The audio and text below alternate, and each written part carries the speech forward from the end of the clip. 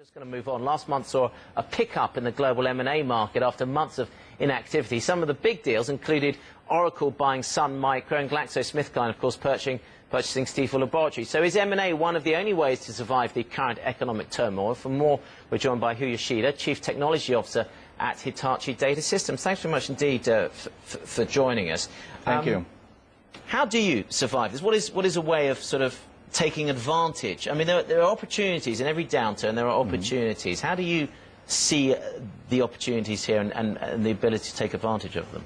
Well, the opportunities can be presented, looked at in different ways. I mean, if you are a company that is struggling, maybe being acquired or merged is a way of surviving. But if you're looking at the future and looking at growing in the next during the upturn, you're looking for maybe opportunities to acquire some technologies, some markets that can help you when the recovery occurs. So there's different approaches to doing that. What we're seeing in the merger and acquisition, or particularly the Sun Oracle merger, is different in that normally companies acquire within their technology area.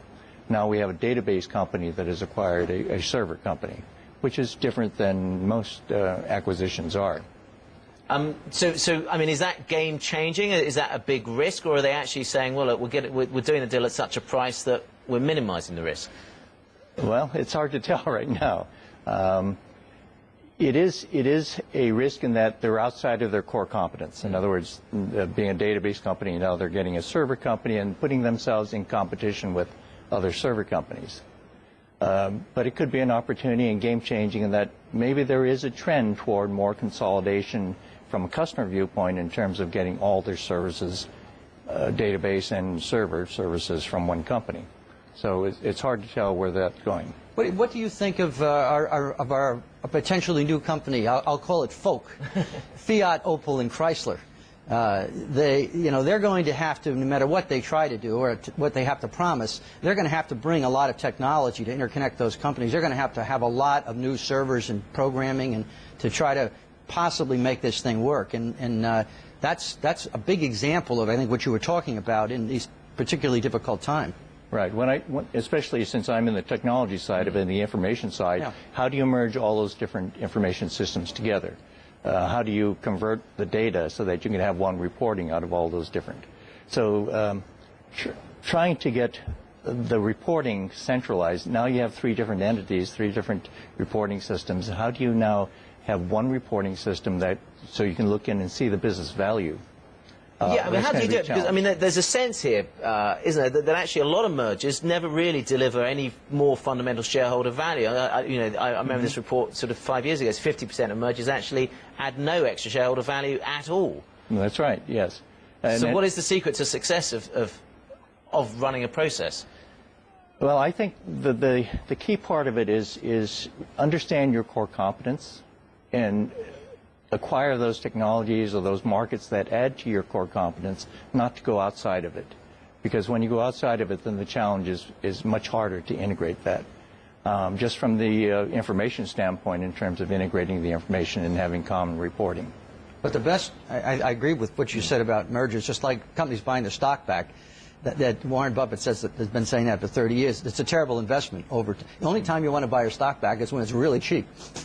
Yeah. Otherwise, it's like buying an expensive company. But the mergers done in very weak periods, should in fact have the best chance of success, unless they're both so weak that they can't make the things happen. Is this why you guys have got you've got a buyout firm now? Is this the time to be doing, as far as you're concerned? Well, it certainly should be, but you have a problem with with commercial banking. You don't have enough capital available, and you still have a problem with sellers remembering the good old days. And so valuations are still difficult, but getting the leverage and getting the debt, which is so essential to make these things work, is much, much harder than it has been in the past. That's correct. I mean, having the visibility into these systems, because now, there's so much data to sort through and trying to find that particular amount of data. And then there's compliance requirements. And now that we're getting a lot of funding going into this, bailout money, there's more demand for transparency and accountability. it's difficult to get all that information today. But the valuations certainly are down, and there certainly are some bargains there. Just before we go, what is from a technology perspective here, what's still going to be obviously we're talking about digital evolution, and what's going to be a real driver for you? Well, I think, we're entering this, I think one of the things coming out of this downturn will be the emphasis on the digital infrastructure. I think Gordon Brown mentioned that in one of his speeches. Just like in the past depression, in the last part of this last century, they built roads and infrastructure. Now we're building out, I think, the information infrastructure that will be the driving force into the next half of this century. So I think out of this comes a lot more focus on information and delivery of that information, the storing of that information. You agree with that? The digital highway is going to get where the stimulus money gets spent? It's really digital infrastructure.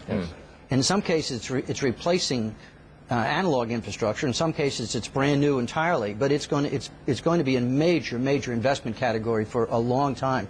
There's no question.